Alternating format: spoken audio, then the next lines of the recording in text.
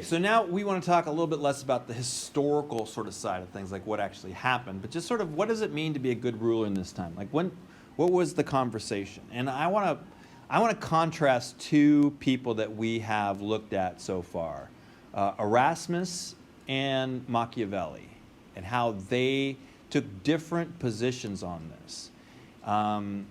So let's just talk about sort of how this looks, and then we can talk about some other things from there. So Erasmus, what's a good ruler? And Erasmus is going to make the argument a good ruler is virtuous, meaning full of virtue, right? You know, good, generous. Well, you guys read that from Erasmus back when we talked about Erasmus. And you know, virtue, how are you going to get this stuff? It's that godly humanist education. But remember, a godly education, especially the Bible. You know, to be a good ruler is to be a good Christian with all the Christian virtues. A generous ruler, a just ruler, a merciful ruler. You know, all those sorts of things that we sort of say, yeah, I kind of like it when we got that sort of thing, right? He's a good guy. And so there's going to be things that come out of this. Like, for example, there's no good reason for war. Remember, he really was saying that in his complaint against the peace, the complaint of peace was essentially this idea that there's just no good reason to fight wars against other Christian rulers. That's not very virtuous. You're just, again, he was dead by this point, but he might even point to Spain later on and say, look what happened to Spain. Fighting against other rulers all the time, and it just sort of exhausts. It's counterproductive. It's dumb. Justice always trumps the other benefits. So in the short term, you think, man, if I steal this is going to be a good benefit. If I cheat on this test, I'm going to get an A, and that's great. But he's going to say, man, the justice will always outweigh the other stuff. And for a ruler, that's even more so, because if you have an unjust ruler, you're going to have unjust citizens. So your job is to sort of not just sort of, you know, win wars and things like that, but it's to protect the citizens. But if you are going around being a jerk, a doorknob, then don't be surprised if your citizens are running around being jerks and doorknobs, which makes your job way harder. So essentially, you know, model justice. The ruler must be the model of virtue for the citizens. Okay? You know, as a good Christian at a Christian school, I can wrap my head around that. That makes sense, right? Okay? Thumbs up. Is that what you think? Like when you think about electing who you want to vote for president, is this something that you consider, or whether they're virtuous or not? And I don't mean that they share your policies. What I mean is, are they a person of virtue? And all those things that go with it, generous and, you know, whatever else the Bible says are good virtues, humble, etc. Is that an important element to you? Machiavelli is going to say, that's crazy. And Machiavelli and Erasmus are writing about the same time. Machiavelli is going to say, you're insane. And by the way, they're both humanists on this, I should also add. A good ruler is what we call virtuous. Virtue, instead of using the word virtue, which we kind of think of today, he is referring back to the Roman version of virtu. And that involved things like seeking glory. Like we think of virtue as a good thing, but what the Roman version of this was not humility, but was glory seeking. To be someone that people looked up to, you know, that people, I'm trying to think of the best word here, that fortune favored, I guess is a good way to put that. Yeah. And let me just explain here. He's going to start with this idea, human nature, all men are evil. Now, Erasmus would say the same thing, all men are evil. But remember, if you do your humanist education, you can, again, move up that greater chain of being. You can, you know, embrace your spirit. There's a part of you that's also the divine spark, that's God, and so you can embrace that. That's great. Machiavelli is going to say, yeah, maybe that's true, but people don't do that. People are kind of jerks. Understand people are jerks, and you're going to be better off in this world. I wish people weren't jerks, but they are. So here's the deal.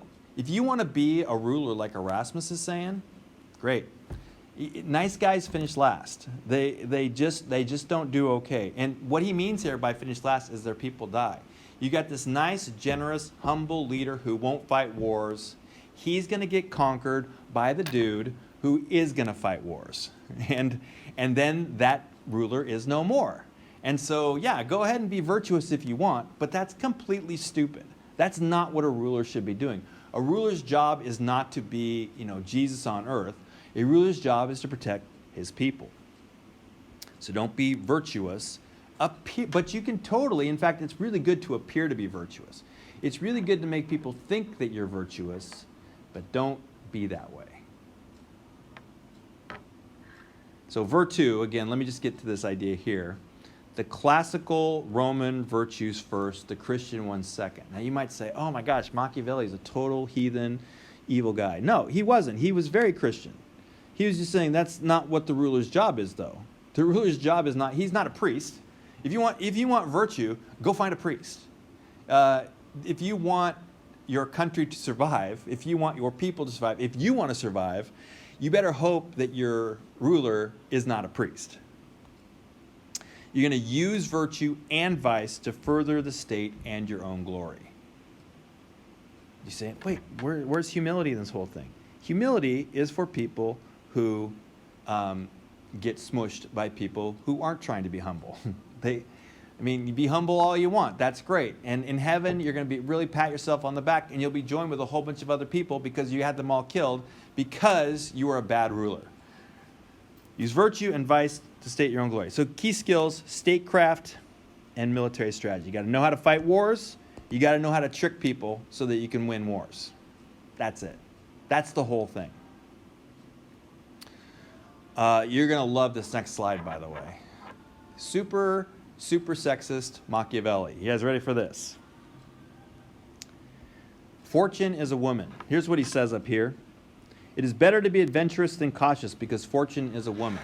Fortune is a woman. So if you go back to ancient Rome, and remember, the Renaissance, they want to go back to those ancient sources. Ancient Rome saw Fortuna as a goddess. Fortuna was a female goddess. And if you wanted to sort of get the best out of fortune, if you wanted sort of things to kind of go your way, what we might call luck today, you had to get Fortuna's attention, and then she would bless you with good things. You with me on this so far? So then the question becomes, how do you get Fortune's attention? The goddess, now remember, he doesn't think there's a such thing as the goddess Fortuna. This is much more, what's the word? More metaphor than anything else. But he's definitely sort of saying the goddess Fortuna creates chances and removes them. So here's the deal. How do you get her attention? She likes the aggressive bad boy. This is essentially what he says. So be that. She likes, again, this is all saying so sexist, just saying it out loud, even in a room all by myself here. But I know you're listening. But this is Machiavelli. This is not me. She notices the bad boy. She likes that aggressive bad boy, and she's going to favor the aggressive bad boy. That's essentially it.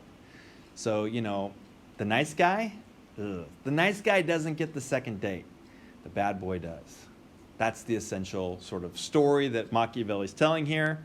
Whether you buy that or not, you can understand why a lot of people would have sort of bought the analogy. The main point here, don't be afraid to use religion to achieve these goals. And now the key word here being use. Religion can be a tool in this to sort of trick people into going along with what's best for them. I know this is sounding all very manipulative, and but that's really the whole point. Is you can follow Erasmus. This is the main point Machiavelli wants to make. If you can follow Erasmus's strategy, you can be a virtuous ruler. But I got to tell you something. You're not going to be around very long. And so that's kind of being a dumb ruler. If you're a virtuous ruler, you're a great person, but you're a horrible ruler. You might point to Jimmy Carter and say, Jimmy Carter, see you in heaven, but don't be president again, type thing. Okay, fantastic. Now you might say, okay, this is a Christian era, right? This is definitely a Christian era, and it is.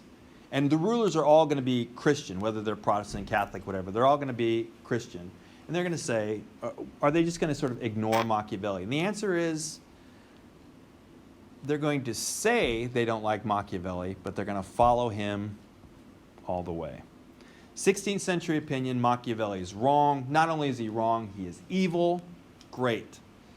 No problem there. However, by the late 16th century, what states and rulers do is going to overtake this sort of theory. In other words, you can still say, I like Erasmus's idea, I need to be a good guy, but the ruler probably shouldn't be.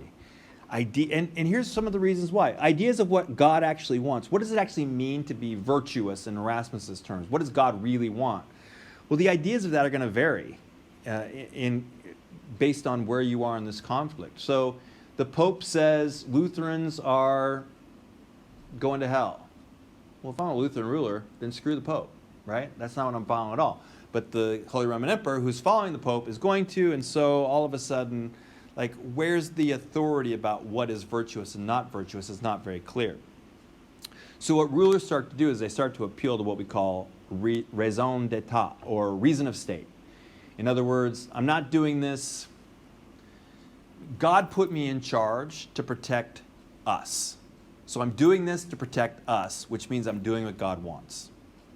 You notice that kind of tilts things a little bit on that?